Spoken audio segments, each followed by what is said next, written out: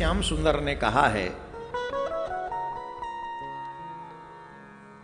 कर्मण्यवाधिकारस्ते मा फलेषु कदाचन। व्यक्ति जैसा कर्म करता है मैं उसको वैसा फल देता हूं, अच्छा हो या बुरा। कार्तिक मास में आपके प्रत्येक कर्म का फल आपको अधिक लगता है, चाहे आप अच्छा कर्म कीजिए चाहे आप बुरा कर्म कीजिए, यह आपके ऊपर डिपेंड है। हमारे किसान भाई जानते हैं, बीज बोओगे चाहे कम या ज्यादा फसल मिलेगी। जीवन रूपी खेत में कर्म ही आपका बीज है, कम हो या ज्यादा काटना आप ही को है। आपके किए हुए कर्म से आपको कोई बचा नहीं सकता। आप इस बात को ऐसे समझिए। इस बात को मैं इसलिए प्रारंभ में समझा रहा हूं कि कार्तिक मास में आप लोग सभी यहां या आस्था पे कहीं भी बैठकर सुन रहे हैं, बड़े सावधानी पूर्वक अपने कर्म को समझें और आगे करें। एक राजा था एक राज्य का, सभा में बैठा हुआ था। अचानक से उसके दिमाग में, बुद्धि में एक विचार आया, जिस समय मैं पैदा हुआ, मेरा जन्म हुआ, उसी समय पर, उसी दिन, उसी पल, उसी क्षण और भी लोग जिनका जन्म हुआ होगा, और भी तो इस राज्य में लोग जन्म लिए होंगे उसी समय, उसी दिन, उसी समय में, उसी मुहूर्त में। समय भी वही है, मुहूर्त भी वही है, दिन भी वही है, महीना भी वही है, टाइमिंग भी वही है। अकेला मैं राजा क्यों बना और सब राजा क्यों नहीं है?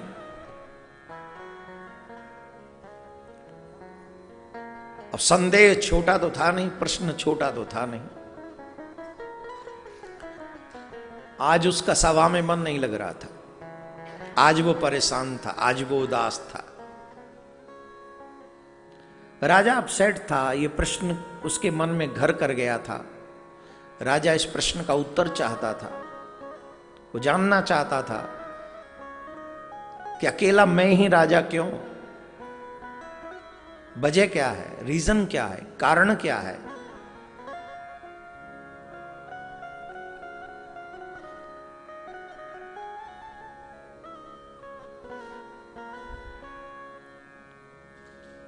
सभा बुलाई, विद्वानों को बुलाया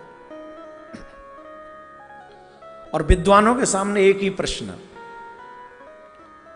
उसी पल में, जिस पल में मेरा जन्म हुआ, उसी पल में और लोगों का भी जन्म हुआ होगा, लेकिन राजा अकेला मैं ही क्यों बना?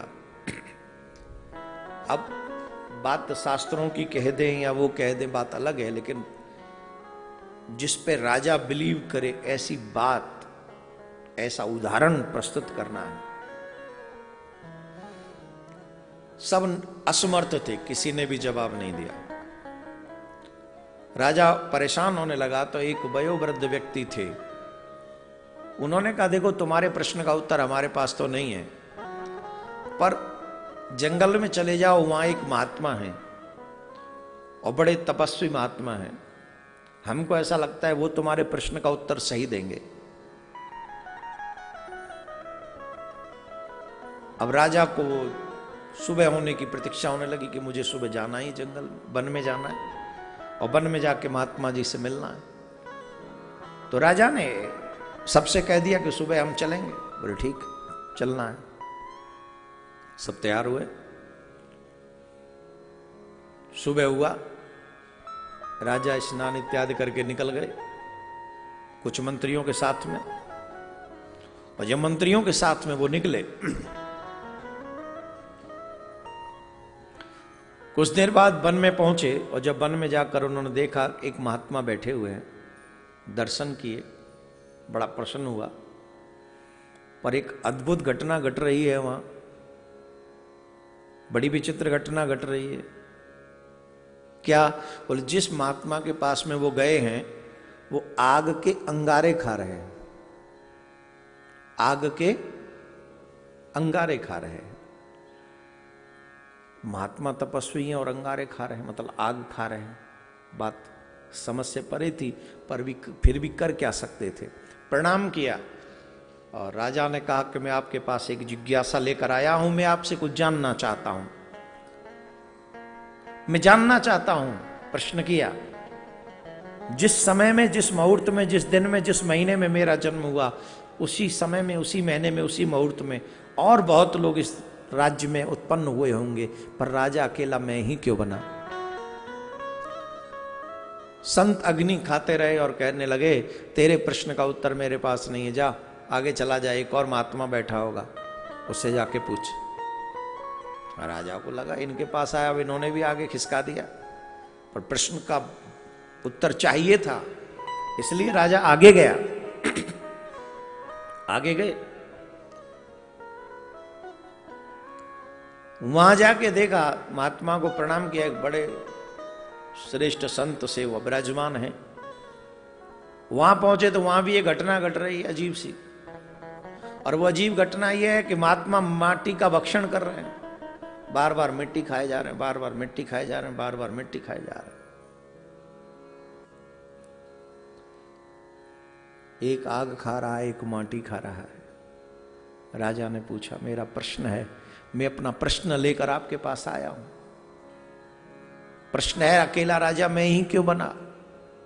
उसी समय में और भी लोग उत्पन्न हुए होंगे, जन्म हुआ होगा। तो महात्मा बोले, तेरे प्रश्न का उत्तर मेरे पास नहीं है, जल्दी चला जाए, एक गांव में एक व्यक्ति मरने वाला है, उस व्यक्ति से जाके मिल, वही तेरे प्रश्न का उत्तर देगा। और सुन, लेट हुआ तो वो मर जाएगा। शहर से आए वन में, वन से जाओ गांव में, यात्रा है, करनी पड़ेगी। अब राजा दौड़े, उस व्यक्ति का नाम पूछते पूछते उसके घर तक पहुंचे। वो व्यक्ति चारपाई पे पड़ा हुआ है, मरने की प्रतीक्षा कर रहा है। राजा ने कहा, आपके पास आया हूं कुछ जानने के लिए। अरे बोले, मैं तो मरने वाला हूं, अब क्या जानोगे मुझसे? अरे मुझे महात्मा ने भेजा आपके पास, क्या आप ही के पास है मेरे प्रश्न का उत्तर? बोले, कौन से प्रश्न का? प्रश्न क्या है तुम्हारा? तो बताया, जिस समय में मेरा जन्म हुआ, जिस दिन, जिस महीने, जिस मुहूर्त में, और भी तो लोग जन्म लिए होंगे, पर राजा अकेला मैं ही क्यों बना? बोले, राजा अच्छा हुआ तू समय पे आ गया, नहीं तो मैं मर जाता। सुन, तुझे एक कहानी सुनाता हूं, बड़े ध्यान से सुनना।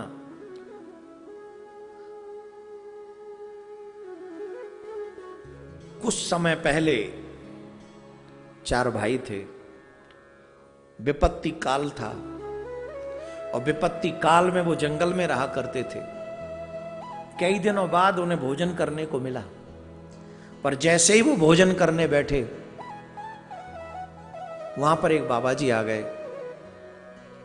तो बाबा जी ने कहा कि हमें बड़ी जोर से भूख लग रही है, कुछ भोजन हमें करने को दे दो।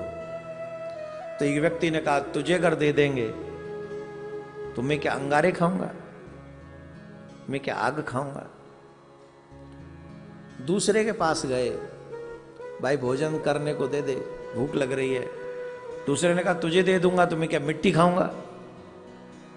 मुझे भी तो जिंदा रहना है। तीसरे के पास गए, उससे कहा, भैया भोजन दे दे करने को। तीसरे ने कहा, तुझे दे के क्या मैं मर जाऊं, भूखा मर जाऊं? सबसे छोटे के पास में गए, और सबसे छोटे के पास में जब गए महात्मा जी, तो उस व्यक्ति ने, उस छोटे ने अपने भोजन की थाली उसे दे दी, खुद भूखा रहा और महात्मा को पेट भर के भोजन करा दिया। बोले, इस कहानी से मेरे प्रश्न का उत्तर कहां मिला? बोले, इसी कहानी में तेरा उत्तर है। जानता है, वो जो अंगारे खा रहा था ना, कि वही बाबा जी है जिसने कहा था तुझे दे दूंगा, मैं क्या अंगारे खाऊंगा, मैं क्या आग खाऊंगा। जिसने ये कहा था मैं मिट्टी खाऊंगा, वही व्यक्ति मर के बाबा जी बना पर खा मिट्टी रहा है। और जिसने कहा था कि मैं तुझे दे दूंगा तो मैं क्या मरूंगा, वो मैं हूं। मैंने उसे नहीं दिया पर अब मैं मरने के लिए तैयार पड़ा हूं। रही बात वो चौथे की, जिसने अपना भोजन भी दे दिया था, जानता है वो हमारा सबसे छोटा भाई तू है।